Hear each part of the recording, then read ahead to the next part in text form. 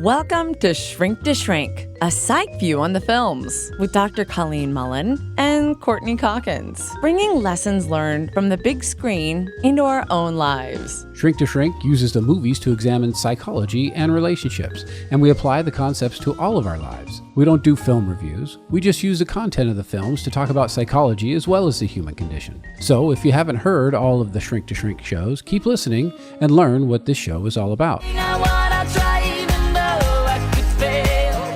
If we dig deep enough into some of these comments, there's a lot of different pieces that we can see that represent our modern day relationships and how it would come out of this Zootopia world. This, I would say, it falls in the similar theme. Never let them see that they get to you. So, things do get to you? I mean, not anymore, but I was small and emotionally unbalanced like you once. Har. No, it's true. I learned two things that day. One, I was never going to let anyone see that they got to me. And two? If the world's only going to see a fox as shifty and untrustworthy, there's no point in trying to be anything else. Nick, you are so much more than that. You know, we can look at a lot of how he grew up and why he became. He said, if people are just going to see me as a fox and sly and shifty, then I'm going to act like that. And I cut out the part where it's, him getting bullied and why he ends up turning into, this person who says, all right, I'm just going to be a fox and act my nature.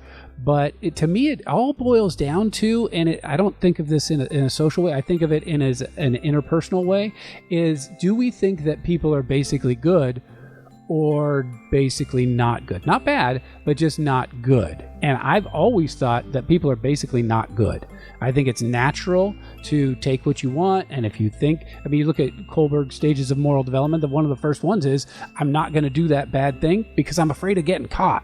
Not because it's the right thing, I'm altruistic and I need to put good energy out into the world and therefore it'll come back to me. No, the first one is I'm not going to do it, and that's why I don't speed, right?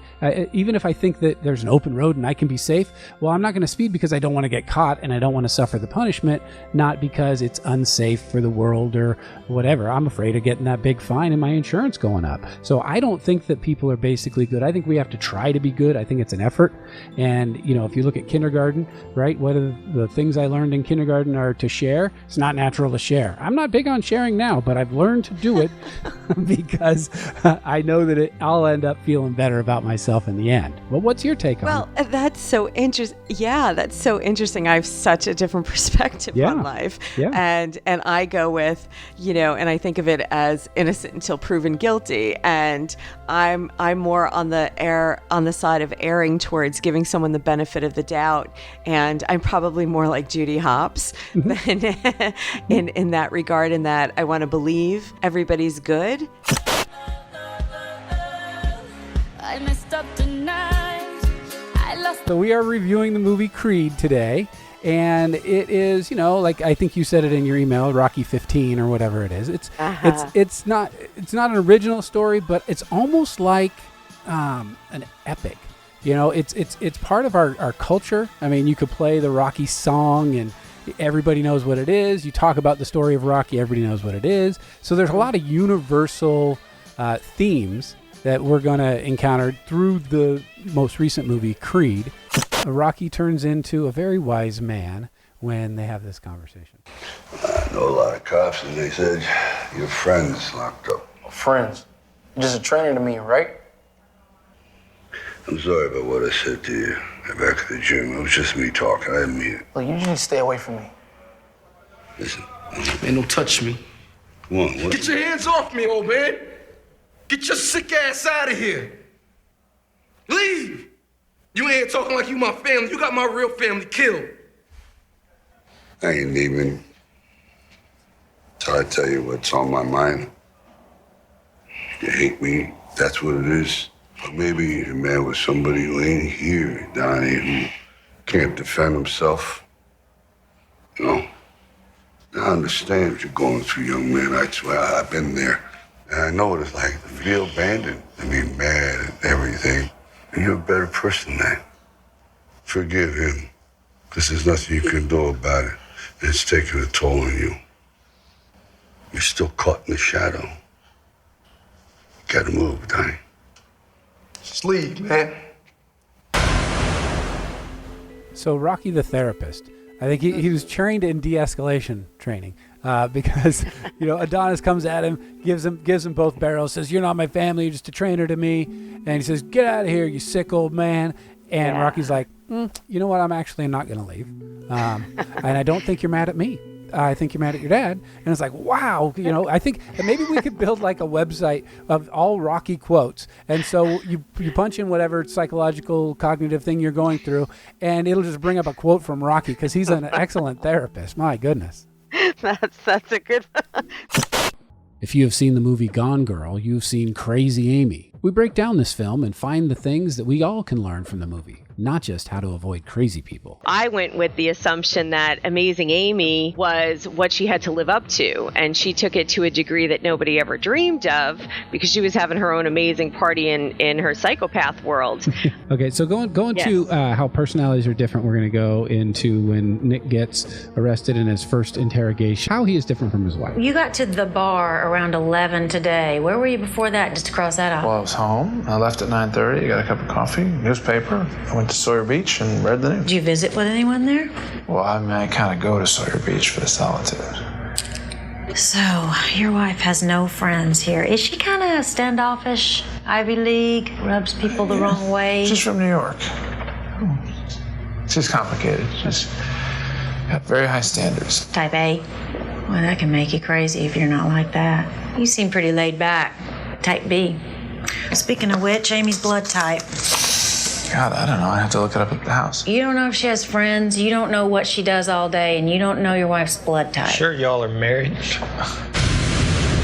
Okay, so what person in this audience didn't look at their spouse and go, "What's your blood type?" Exactly. I was going to say, I watched this with a bunch of girlfriends, and we were all married, and everybody says, "Well, I don't know my partner's blood type." Yep. And the whole idea that you might not know what your partner's life looks like. He goes to the beach for solitude. How many of us do that? I mean, right. To think that someday you might have to justify that if you marry a psycho. Yeah.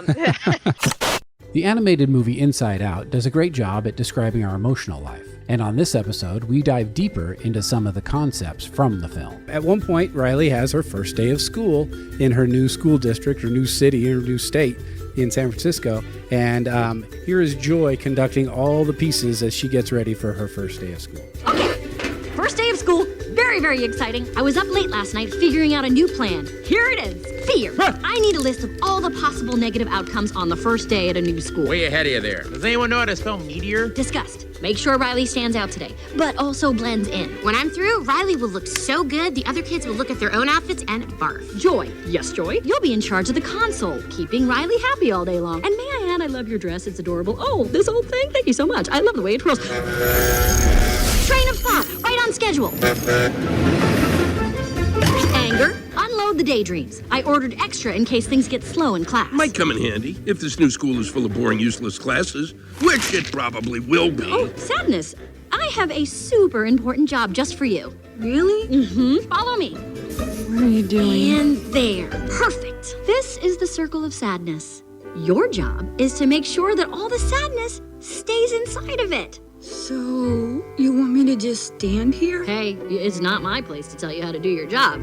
Just make sure that all the sadness stays in the circle. See? You're a pro at this. Isn't this fun? No. Atta girl.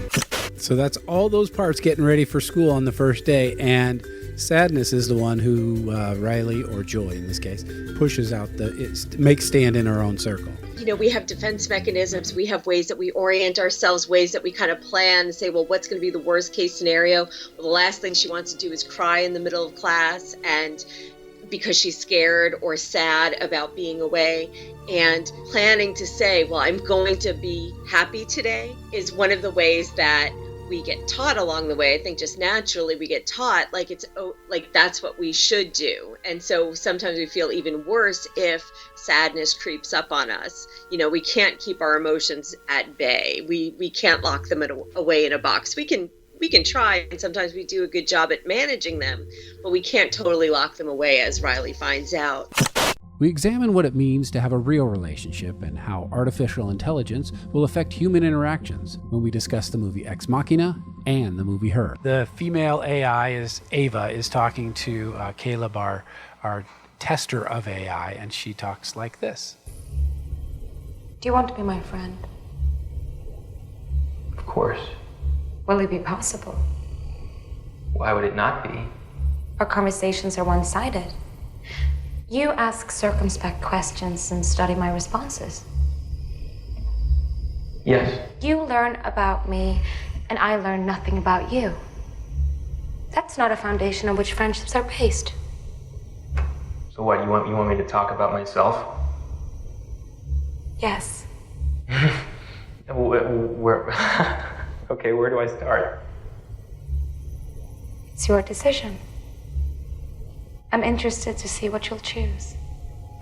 So relationship requires exchange, even with the AI. She's saying, sure, I can get to know you, but you don't, or you get to know me, but I don't get to know you. Mm-hmm. Right. So kind of looking at that, and interesting that it was the AI challenging the human about that. It almost sounded like at the beginning of a therapy session. Yeah, really. Yeah, you learned something about me, and I learned one-sided. Well, and that is as a therapist, that's our job, right? My big job is to remove. Right. We're not looking to be friends. Right. With the client. You're paying me to remove myself from this conversation and use what I've been trained in. Comedy movies can make us laugh while making us think about our lives and experiences.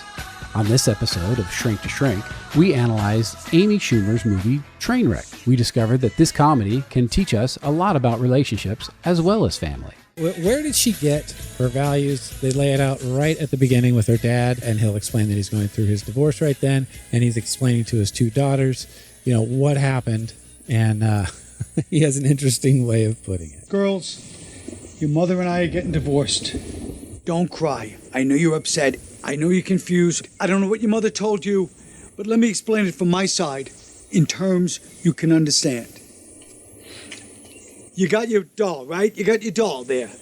Yeah. You got your doll. You like your doll, right? Yes. You love your doll. Yes. Yes, you love the doll. But what if I told you that was the only doll you were allowed to play with the rest of your life?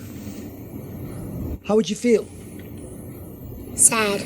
You'd feel sad, of course, because there's a lot of other dolls on your shelves. And if you play with the other dolls, you can't have that doll anymore. Even though that doll doesn't really want to play with you at this point. You're both living a lie. There's other dolls you like, and they're making new dolls every year. You want a stewardess doll? Yeah. What about a slightly overweight cocktail waitress doll? Yeah. What about a doll who happens to be best friends with your main doll? Yeah. It could happen, right? Yeah. What about a doll you only play with one day and never see again? Yeah. What about a doll where your friend's playing with a doll and he needs you to, kind of man up with the other doll? You don't even want to play with that doll, but you do it because your friend's playing with that doll. You don't want to sit there and leave the other doll unattended. Yeah. So that's why me and Mom are getting divorced. Monogamy isn't realistic. Monogamy isn't realistic. Again. Monogamy isn't realistic. Again. Okay, so Courtney, we're both sitting here cracking up Cracking listening up. to that My scene. eyes are watering. And when you talk about comedy writers, that's brilliant. I think even as a marriage therapist or relationship therapist, that's a great analogy. Of course it is. For explaining how things happen sometimes. No matter how our parents choose to live, whether we agree with it or not, or we have strong opinions or not, somehow we inevitably morph into some aspect of that. You may never be left alone to die on Mars, but when we explore the psychological world of the movie The Martian, we find many different themes that we all can relate to. Look, some relationship stuff. The next one is it's about Mark and the crew and what happened between them. Yes. No, if Watney is really alive, we don't want the Ares 3 crew to know. How can you not tell them? They have another 10 months on their trip home. Space travel is dangerous. They need to be alert and undistracted. But they already think he's dead. And they'd be devastated to find out they left him there alive. I'm sorry, but you have not thought this through. I mean, what are we going to say? Dear America, remember that astronaut we killed and had a really nice funeral for? Turns out he's alive and we left him on Mars. Our bad. Sincerely, NASA. I mean, do you realize the shitstorm that is about to hit us? How are we going to handle the public? Legally, we have 24 hours to release these pictures. We release a statement with them. We don't want people working it out on their own. Yes, sir. But if my math is right, he's going to starve to death long before we can help him. You even imagine what he's going through up there. I mean, he's 50 million miles away from home. He thinks he's totally alone. He thinks we gave up on him. I mean, what does that do to a man psychologically? The hell is he thinking right now?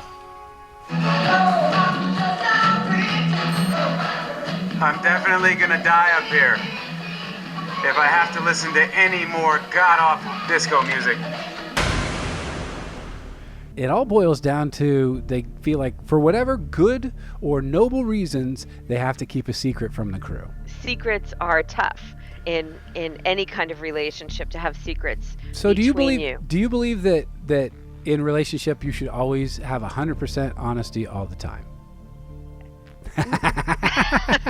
I love the gravity of the question because you're like, dang it, this is. I normally answer so fast. There's no easy answer to this, right? If you're interested in Shrink to Shrink, subscribe on iTunes or any other podcast platform. And check us out on Facebook and Twitter at Shrink2Shrink. And we will see you on the movie couch.